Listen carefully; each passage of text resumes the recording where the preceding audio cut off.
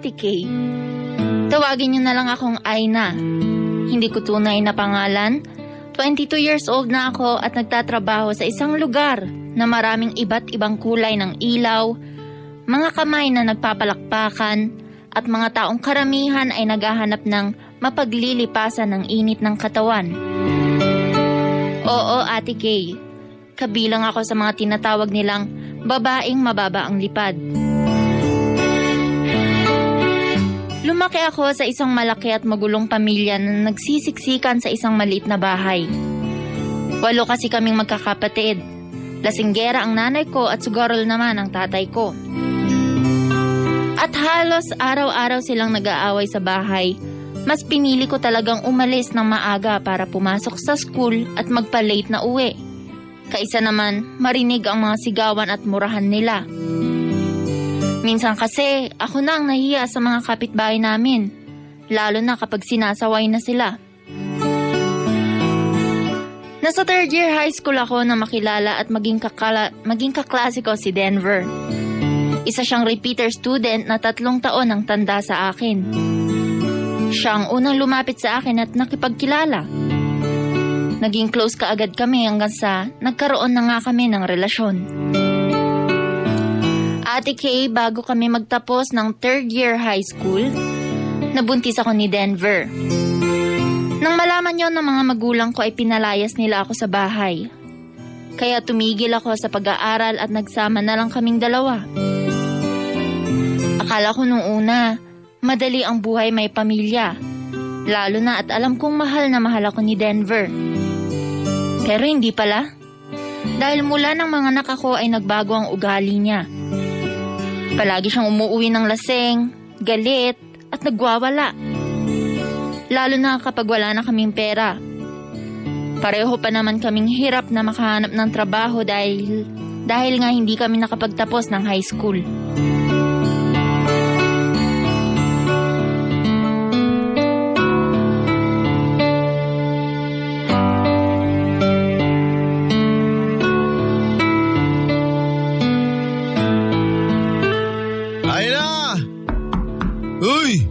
Aina! Nasaan ka ba? Ano ba, Denver? Malalim na ang gabi. Sumisigaw ka pa dyan sa labas ng kwarto. Saka hinaan mo nga boses mo dahil baka magising ang anak natin. Pahingi nga ako ng pera. Paano ako magkakapera? Wala ka namang inaabot sa akin ni panggatas ng anak natin. Pwede ba huwag ka na nga mag-inarte dyan? Pinuntahan ka ng ate mo dito kanina umaga, di ba? Alam ko ay nabutang ka niya ng pera. Labas mo na, makabalik na ako sa tropa ko. Tapos ano? Ipang-iinom nyo na naman ng alak? Denver, lasing na lasing ka na oh. Tapos babalik ka pa doon para makipag-inuman ulit? Ang dami mo naman sinasabi. Magbibigay ka ba o kakalgaling ko yung wallet mo dyan sa loob ng kwarto? Wala nga kasi akong pera. Oo, pumunta dito ang ate ko kanina. Pero may dala lang siyang diaper at gatas para kay baby. Hindi niya ako inabutan ng pera dahil wala rin naman siyang trabaho. Saka pwede ba, Denver? Wala ka nang inaabot na pera para dito sa bahay, panay bisyo pa yung inaatupag mo. Hoy, huwag ka nga nangingialam sa ginagawa ko sa buhay ko. Hindi ako makikialam kung hindi kami naaapektuhan ng anak mo. Palibhasa kasi hindi mo alam kung gaano kahirap i-budget ang 100 piso na kinikita ko sa araw-araw mula sa paglilinis ng mga kuko ng mga kapitbahay natin para lang may panggastos tayo dito sa bahay. O di ikaw na nagtatrabaho. Yun naman gusto mo ipunto, di ba? Hindi naman sa ganun. Ang sa akin lang mag-asawa na tayo kaya dapat nagtutulungan tayo dito sa bahay. Pwede ba? Hindi tayo mag-asawa. Naanakan lang kita. Yun lang yun. Kung bakit kasi sa akin ka pa nagpabuntis eh. Naanakan lang? Yun lang pala ako sa'yo? Wow ha? Parang ako pa yung sarap na sarap habang ginagawa natin yung bata. Tumahimik ka na nga. Wala naman pala ako mapapala sa'yo eh. Ano? Tatalikuran mo na naman ako? Aalis ka na naman ng bahay? Tapos uuwi ka ng laseng para manghingi ng pera? Denver, parang hindi ka pa tatay kung kumilos ah. Parang hindi ka lalaki. Sinabi ng tumahimik ka ng buwisit ka eh. Aray! Denver! Bitawan mo yung Ano? buko! Nasasaktan ako! Ano ba yung pinagmamalaki mong babae ka? Ha? Ha? Aray! Yung bariyang kinikita mo sa paglilinis mo ng kuko? Aray, ano ba Sabi ko naman sa'yo, di ba? Ha? Sa palengke ka na lang magtrabaho dahil mas malaki ang kikitain mo doon.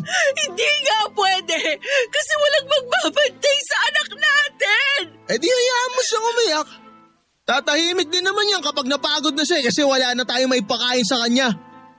At ikaw, makinig ka sa akin babae ka ha, napakawala mong kwenta. Sa susunod, wag na wag mo akong babastusin at sisigawan. Kung ayaw mong lumuway ang mata mo sa mga sampal ko.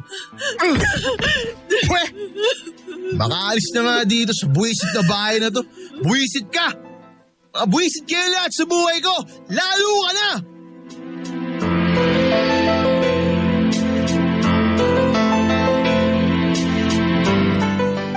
Hindi yon ang unang beses na sinaktan ako ng pisikal ni Denver.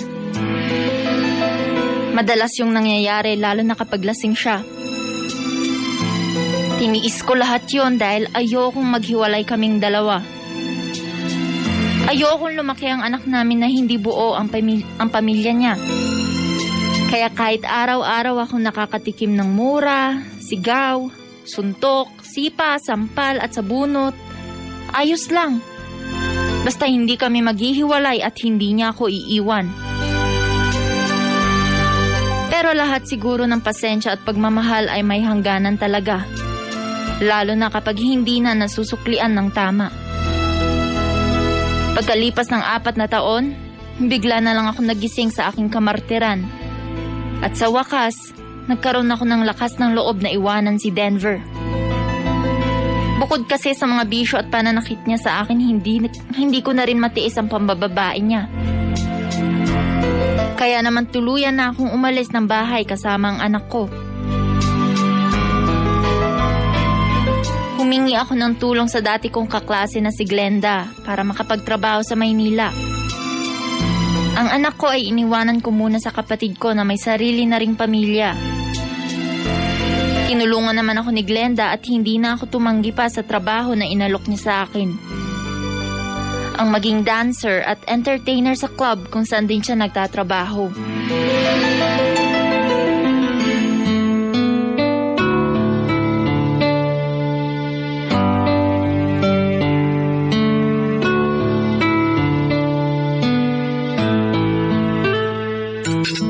Kumain ka lang ng lugaw dyan ha. Kung gusto mo pa ng tokwat baboy, kumuha ka lang din. May mga tinake out naman ako dyan. Sige, salamat ha. Wala yun. Lugaw lang naman to. Hindi lang naman dito sa pagkain. Pati na rin sa pagtulong mo sa akin. Sa pagpapatuloy mo sa akin dito sa inuupahan mo at sa pagrekomenda sa akin sa trabaho. Akala ko nga hindi mo tatanggapin eh. Lalo na nung sinabi ng manager ng club na bawal ang maarte kapag hinahawak-hawakan. Alam mo na, pareho tayo na laking probinsya. Ang totoo, nagdalawang isip talaga ako na tanggapin. Pero na-realize ko, wala na rin namang mawawala sa akin eh. So okay lang din sa'yo kapag may customer na nag-take home sa'yo? Siguro. Sabi nyo, di ba, mas malaki ang kita doon?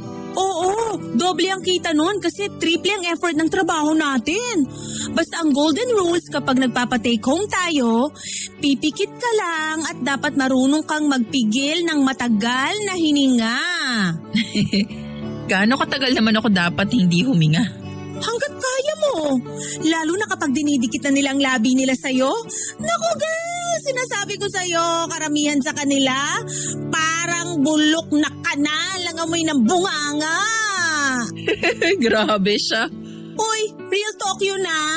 Kaya dapat palagi kang may baong mouthwash at pabango. Girl, tingnan mo tong cellphone ko. May nag-comment dun sa group picture natin na in-upload ni Mama Lauro oh. Ano sabi? Ang ganda raw nung nakapula at ano raw ang name. Baka raw single pa at pwede niyang ligawan pag uwi niya galing abroad. Ikaw lang kaya ang nakapula sa atin. Patingin nga ng profile niya. Eto oh, Roger pala ang pangalan niya. In fairness, pogi si kuya. Oo nga no, may itsura siya. Tsaka sa abroad pa pala siya nagtatrabaho. Oh, may comment pa uli siya. Baka raw pwede ka niya i-add sa Facebook.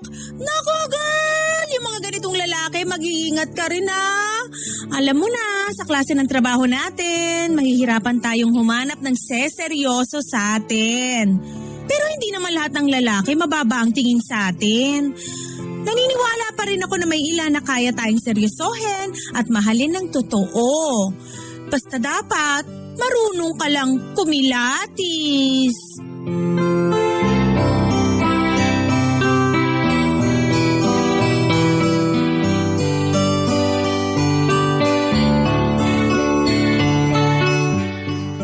Ate Kay, nakuha ko naman ang point sa mga sinabi ni Glenda.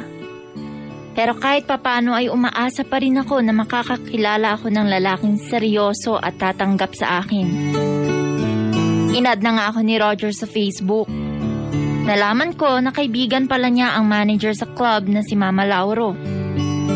Nagsimula na rin kaming magka-chat at video call. Sinabi niya sa akin na isa nga siyang OFW, 39 years old, may 5 anak pero hiwalay na sa asawa. Hindi nga nagtagal, niligawan niya na ako sa Facebook. Ate Kay, magaan kausap si Roger. Naikwento ko na nga rin sa kanya halos lahat ng mga pinagdaanan ko sa buhay ko. Tungkol sa mga magulang ko, kapatid, anak, at dating boyfriend. Lahat yun, tanggap raw niya. Pati na ang klase ng trabaho na meron ako ngayon. Pakiramdam ko tuloy, Ate Kay. Hindi pa man kami nagkikita ng personal ay nagsisimula na akong magkagusto sa kanya. Lalo na kapag pinaparamdam niya sa akin na seryoso siya sa panliligaw niya. Kahit kasi nasa abroad siya ay nakakatanggap na ako ng mga regalo mula sa kanya kagaya ng kwintas, bulaklak, stuffed toys at kung ano-ano pa. Dahilan para lalo akong kiligin.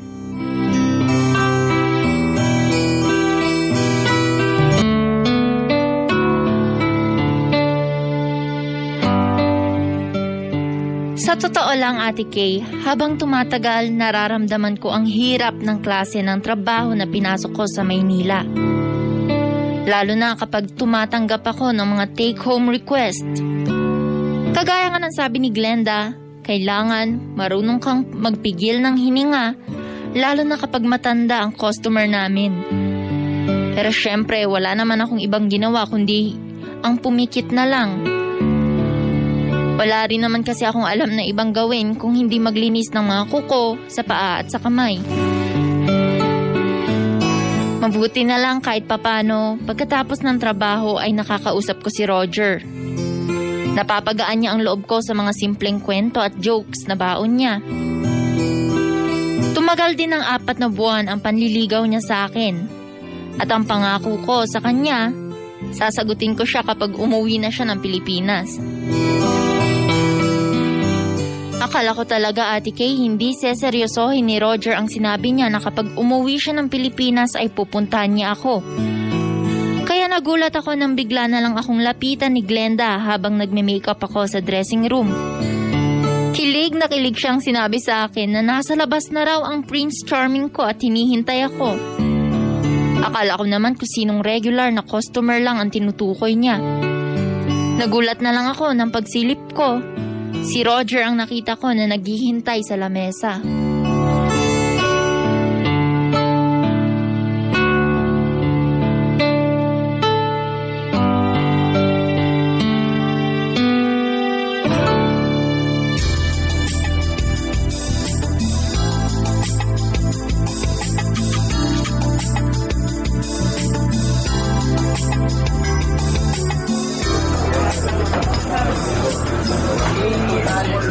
Hi, Roger. Aina, nandiyan ka na pala. Halika, upo ka. Salamat. Kanina ka pa? Medyo. Inagahan ko talaga kasi baka may mauna mag-request na i-table ka. Sana sinabi mo na pupunta ka ngayon para ni-reserve na kita ng schedule ko. Syempre, gusto kong sorpresahin ka. Mas maganda ka talaga sa personal. At hanggang ngayon, binubola mo pa rin ako. Hindi nga ako bolero. Nagsasabi lang ako ng totoo. Ito nga pala. Para sa'yo to. Yung promise ko na bulaklak saka imported na tsokolate. Wow! Thank you! Akala ko talaga nagbibiro ka lang sa sinabi mo na pupuntahan mo ko dito eh. Pwede ba naman yun? Sinabi ko naman sa'yo na seryoso ko sa'yo, di ba? Ikaw lang eh. Ayaw mong maniwala sa akin. Naman sa ganun. Siyempre, hindi lang ako makapaniwala. Lalo na ngayon. Kasi halos 4 na buwan tayong magkausap lang sa cellphone tapos ngayon, eto ka na. Hindi ka makapaniwala na nandito na ako? O hindi ka makapaniwala na mahal kita? Mahal mo ko? Oo. Di ba sinabi ko na sa'yo noon, unang beses pa lang na nakita ko ang picture mo na in-upload ni Lauro, na in love na kaagad ako. Kaya nga hindi ko na pinalampas ang pagkakataon na makausap at ligawan ka. Kasi Aina, sa maniwala ka at sa hindi, seryoso talaga ako sa'yo. Mahal kita. Kahit may anak na ako? Ako rin naman 5 pa nga eh. Mahal mo ko kahit ganito ang trabaho ko? Kahit ano pa man ang trabaho mo. Kasi Aina, hindi naman yun ang dahilan kung bakit mahal kita eh. Mahal kita dahil yun ang nararamdaman ko. At wala akong pakialam kung ano pa man ang kwento ng nakaraan mo. Ano ba yan? Unang pagkikita pa lang natin, pinapaiyak mo ko kaagad eh. Ayaw nga. Baka sabihin ng mga katrabaho mo, unang araw pa lang na tayo, pinapaiyak na kaagad kita. Ha? Tayo? Oo. Di ba sabi mo kapag umuwi na ako ng Pilipinas at pinuntahan kita dito, sasagutin mo na ako? Oh, eto na ako. Kaya, tayo na. Ayaw mo ba? Hindi mo ba ako nagustuhan? Sorry, akala ko kasi pareho tayo ng... Oo na, sige na. Anong oo na? Oo na. Sinasagot na kita. Ibig sabihin, tayo na.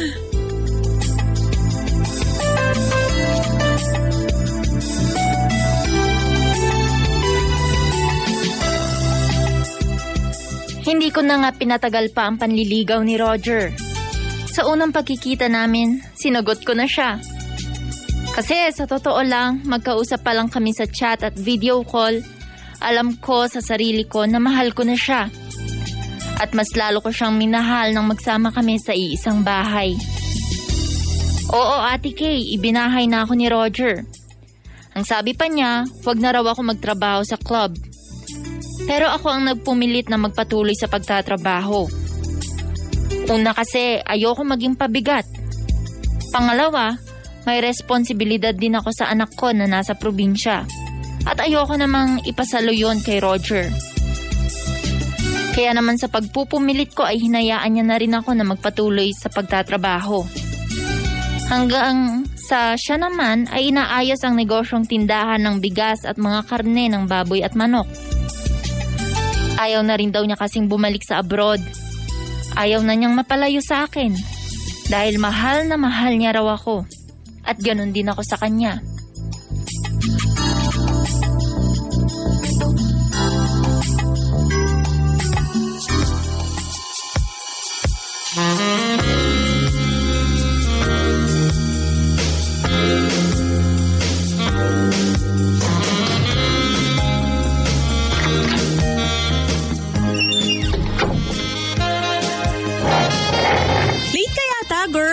Medyo traffic kasi eh. Saka pinaghanda ko rin muna si Roger ng hapunan bago ako umalis ng apartment. Para pag uwi niya, may aabutan siyang pagkain. Naks, ang sweet naman talaga, oh! Hindi naman. Naiwan ko pala yung lipstick ko. Meron ka ba dyan? Yung kulay pula? Oo, eto oh. Masyado yatang mapula to para sa akin. Meron ka ba dyan yung medyo light lang? Eto yung paborito mong kulay ng lipstick, diba? Kasi sabi mo para mapansin ka ng mga customer kapag nagsasayaw na tayo. Ayun na nga eh. Ayoko sanang masyado nila ako mapansin. Para kapag tinable nila ako, saglit lang. Okay, eto oh. Mas light ang pagkapula. Ayan, salamat. Oo nga pala, nire-request ka raw ni Mr. Teng na i-take home bukas. Nakalimutan ko sabihin sa'yo kaninang umaga kasi nagmamadali ka ng umuwi. Ako Ako raw ba talaga yung gusto niya? Baka pwedeng mag-recommend ka na lang ng ibang kasama natin. O bakit? Malaki magbigay ng tipang parokyano mo na yun Sayang naman. Sa totoo lang, ayoko na rin kasi munang magpa-take home sa mga customer. Dahil ba kay Roger? Pinagbabawalan ka ba niya? Di naman sa ganun. Choice ko talaga to. Gusto ko lang sanang malaman niya na kahit dito ako nagtatrabaho, siya lang yung lalaking nakakagamit ng katawan ko. Ang laki talaga ng pinagbago mo, girl! Samantalang dati kahit sinong customer lang na tinitake home ka, go na go ka! Ngayon hindi na. Alam mo, ang swerte-swerte ni Roger sa'yo. Hindi, no. Mas maswerte ako sa kanya. Biruin mo, may anak na ako sa pagkadalaga, tapos dito pa ako nagtatrabaho, pero tinanggap at minahal niya pa rin ako. Ang sarap naman nun. Sana makakita rin ako ng isang kagaya ni Roger na magmamahal sa akin ng totoo.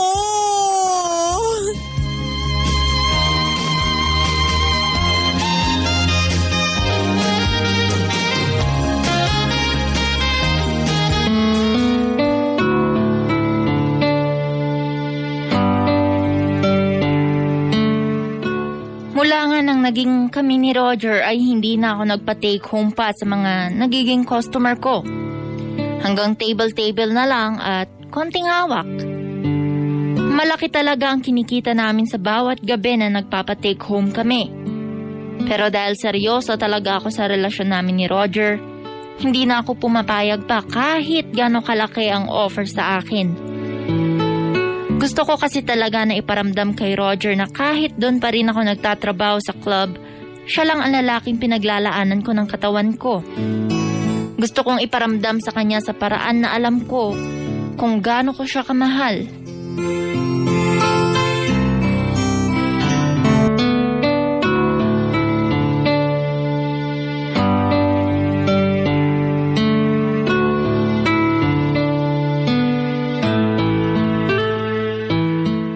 Sa tuwing sasabihin ni Roger ang mga salitang I love you, pakiramdam ko ako na ang pinakamagandang babae sa club namin. Sa loob pa lamang ng ilang buwan ay pinaramdam niya sa akin kung gaano ako ka-espesyal sa buhay niya. At ganun din ako sa kanya. Sa bawat araw na magkasama kami, pinaramdam ko sa kanya kung gaano ko siya kamahal. Ate Kay, akala ko noon pwede na ako maging habang buhay na masaya. Kasi may isang Roger na tumanggap sa akin sa kabila ng kwento ng nakaraan ko. Pero hindi pala. Halos mag-iisang taon na kaming nagsasama nang bigla na lang siyang magbago. Naging malamig ang pakikitungo niya sa akin, palagi siyang umaalis ng bahay, kaya halos hindi na kami nagkikita at para bang iniiwasan niya akong makatabi sa pagtulog. Hanggang sa nalaman ko na lang na may iniinom na pala siyang gamot para sa sakit niyang STD. At ako ang pinagbibintangan niyang nakahawa sa kanya na labis kong ikinasama ng loob. Dahil una sa lahat, Ate Kay, bago pa kami magkaroon ng relasyon at nung mga panahon na nagpapa-take home ako sa mga naging customer ko, palagi kaming gumagamit ng proteksyon.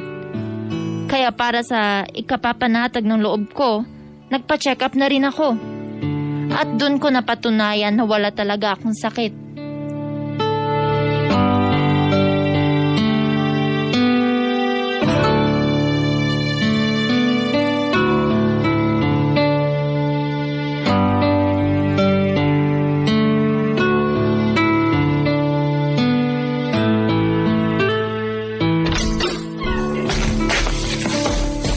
Mukhang hindi pa nakakaalis si Roger Kasi nandito pa ang mga gamit niya.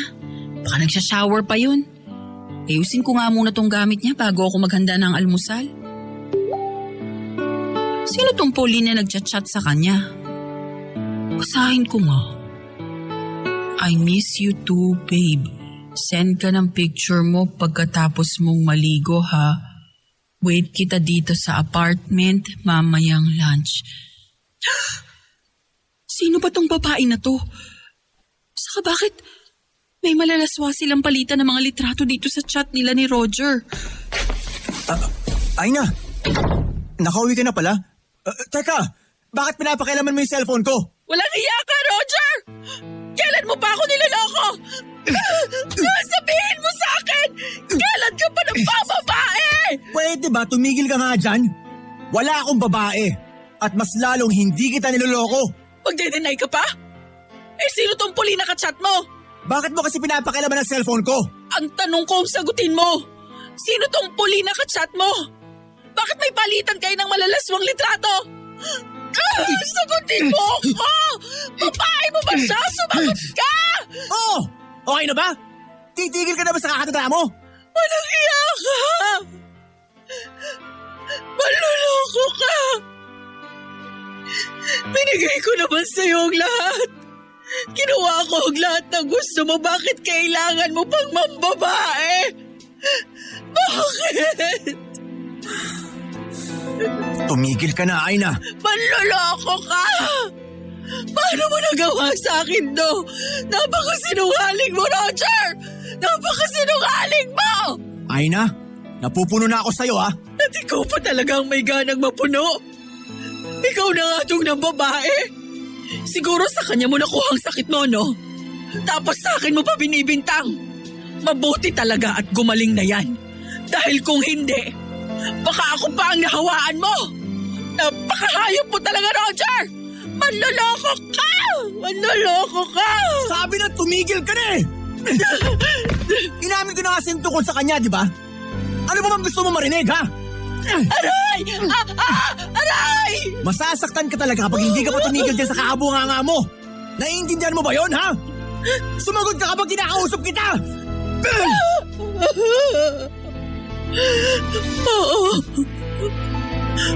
Oo, naiintindihan ko. Sa susunod, huwag mo na pakikialaman ang gamit ko, ha? Dahil kapag nahuli pa kita, lalagyan kita ng permanenteng makeup dyan sa mukha mo!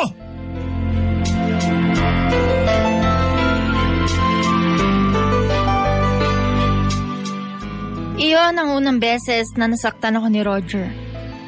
Ang plano ko talaga nun, aalis na dapat ako at makikipaghiwalay sa kanya. Pero habang iniimpake ko ang gamit ko ay pinigilan niya ako. Humingi siya ng tawad at nangako na hindi na yun mauulit pa. Nabigla lang raw siya. Nangako rin siya sa akin na iiwan niya ang babae niya dahil ako naman talaga ang mahal niya. Aaminin ko, natakot ako sa kanya noon dahil parang ibang Roger ang kausap ko at nanakit sa akin nung umagang yun. Pero Ate Kay, mas nanaig sa akin ang pagmamahal na nararamdaman ko para sa kanya. Kaya pinatawad ko na rin siya at muli kaming nagkaayos. Pero ang pag-aaway na yon ay nasundan pa ng ilang beses. Naging madalas na rin ang pananakit niya sa akin ng pisikal. Ang sabi nga ni Glenda, iwanan ko na raw si Roger. Pero hindi ko kaya, Ate Kay. Dahil sobrang mahal na mahal ko na siya. Hanggang isang araw, habang sabay kaming nag-grocery ni Glenda, nakita namin si Roger kasama ang kanyang dating asawa at 5 anak. Alam ko naman na sinusustentahan pa rin niya ang kanyang mga anak. Pero ang sabi ni Roger sa akin noon, hindi na niya kinakausap ang dati niyang asawa. Nagpapadala lang siya ng pera sa bank account nito. Pero nung oras na yon, iba ang nakita ko, Ate Kay. Nakangiti silang magkakasama na para bang isang napakasayang pamilya na nagbabonding. Sobra akong nasaktan nung oras na yon. Hindi ko siya sinugod pero alam kong nakita niya ako na dumaan sa harap nila. Nagmamadali akong umuwi ng apartment at nagsimulang mag-impake. Sa pagkakataon na ito, iiwanan ko na talaga siya.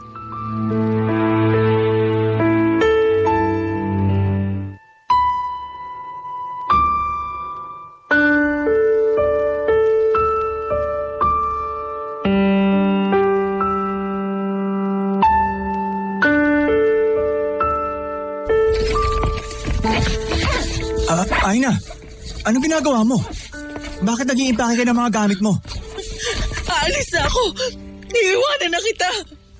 Ano bang sinasabi mo? Tigilan mo lang nga yan. Roger, ayoko na.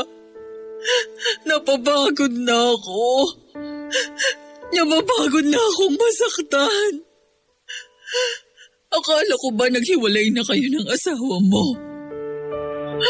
Pero bakit parang iba yung nakita ko kanina? Bakit ang saya-saya ninyong magkakasama? Para lang sa mga anak ko yon. Pero hindi naman talaga ako masaya kapag kasama ko siya. Diba? Tigilan mo na ang pagsisinungaling sa akin. Aalis na ako, iiwanan na kita. Pag-usapan naman muna natin to ng maayos. Ano pa ba ang dapat nating pag-usapan? Kitang-kita ko naman na ang lahat eh. Ano ba kasing nakita mo? Kung gaano ka kasaya kasama ang pamilya mo! Ay na, sinabi ko na sa ito dati, di ba? Matagal na ako nakipaghiwalay sa kanya. At ang dahilan na lang ng komunikasyon namin ay ang mga anak ko sa kanya. Iyon lang. Pero akala ko ba, hindi na kayo nagkikita? Akala ko ba pinapadalhan mo na lang siya ng pera sa bank account niya? Bakit magkakasama kayo kanina? Bakit ang saya-saya ninyo? Ay na, wala na talaga kaming relasyon. Yung nakita mo kanina, wala lang akong choice kasi kasama namin ang mga anak ko. Tama na, Roger. Ayoko na talaga. Itigil mo na ang mga pagsisinungaling mo. Itigil na rin natin to. Dahil ang sakit-sakit na eh. Hindi mo na ba ako mahal? Ano bang klaseng tanong yan? Kaya ba hindi mo masagot? Kasi hindi mo na talaga ako mahal? Roger, kung hindi kita mahal, matagal na kitang iniwan. Pero nandito pa rin ako, di ba? Pero iiwanan mo rin naman ako eh. Aalis ka rin. Ayaw mo na ba talaga sa akin, Aina? Ayaw mo na bang ayusin natin to? Hindi mo kasi naiintindihan eh. Masyado na akong nasasaktan. Bakit ako? Hindi ba ako nasasaktan sa ginagawa mo ngayon? Naku, hindi pa kita naabutan dito sa apartment. Uuwi pala ako nang wala ka na.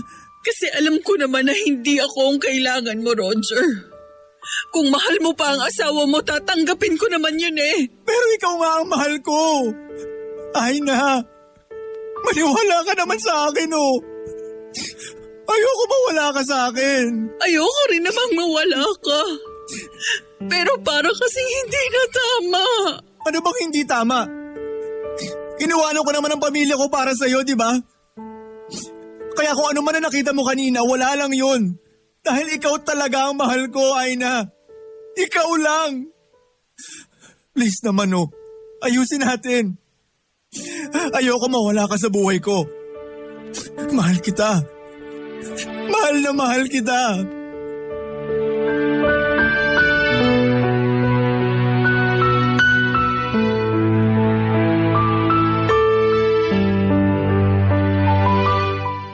At kagaya ng dati, hindi ko na naman natiis si Roger. Pinatawad ko siya at muli kaming nagkaayos. Hindi ko rin kasi matiis na nakikita siyang umiiyak sa harap ko at halos nagmamakaawa na huwag akong umalis. Tuluyan na rin ako naniwala sa mga sinabi niya na ako talaga ang mahal niya at kinailangan niya lang daw talagang pakisamahan ang dati niyang asawa dahil nga sa pakiusap ng mga anak nila. Pero Ate Kay, iba kasi talaga yung nakita ko nung araw na yun. Yung mga ngiti na nakita ko sa labi ni Roger, parang totoo. Hindi nagpapanggap lang. Ramdam ko na totoong masaya siya kasama ang pamilya niya. Ate Kay, alam kong katangahan na ang ginagawa ko pero mahal ko talaga si Roger. Sinubukan ko mang makipaghiwalay noon sa kanya. Alam ko naman sa sarili ko na hindi ko kakayanin pang mabuhay kapag nawala siya sa akin. Minsan pa, pinakialamanan ko na naman ang cellphone niya habang natutulog siya. At nakita ko ang palitan nila ng message ng dati niyang asawa. Humihingi siya ng tawad dito at gusto niya raw makipagbalikan. Ang sagot naman ng dating asawa niya, pag-iisipan nito ang lahat. Hindi ko na yun sinabi pa kay Roger. Hindi ko na siya inaway. Dahil inisip ko na kapag ginawa ko yun ay baka siya naman ang umalis para balikan ang dati niyang asawa. Ate Kay, hindi ko na talaga alam ang gagawin ko ngayon. Lalo na, pakiramdam ko, isa na lamang akong parausan ni Roger. Mawawala siya ng ilang araw sa apartment para raw ayusin ang negosyo nila. At kapag uuwi naman siya, pipilitin niya na may mangyari sa aming dalawa kahit pagod ako o wala sa mood. Palagi ko rin naman siyang pinagbibigyan kahit ayoko talaga. Dahil iniisip ko na baka iwan niya ako kapag wala na siyang mapapakinabangan sa akin. Minsan tuloy napapaisip ako. Paano nga kapag nangyari yun? Kapag may ibang lalaki pa kaya natatanggap at mamahalin ako? Paano kung wala na? Kakayanin ko bang mag-isa? Sana po ay matulungan niyo ako at ng ating mga kabarangay sa aking problema. Hindi ko na kasi alam kung ano bang dapat kong gawin. Dapat ko pa bang ipagpatuloy ang relasyon namin ni Roger dahil sinasabi niya na ako talaga ang mahal niya? O dapat ako na ang tumapos ng lahat sa aming dalawa dahil pakiramdam ko, mahal niya pa rin ang dati niyang asawa.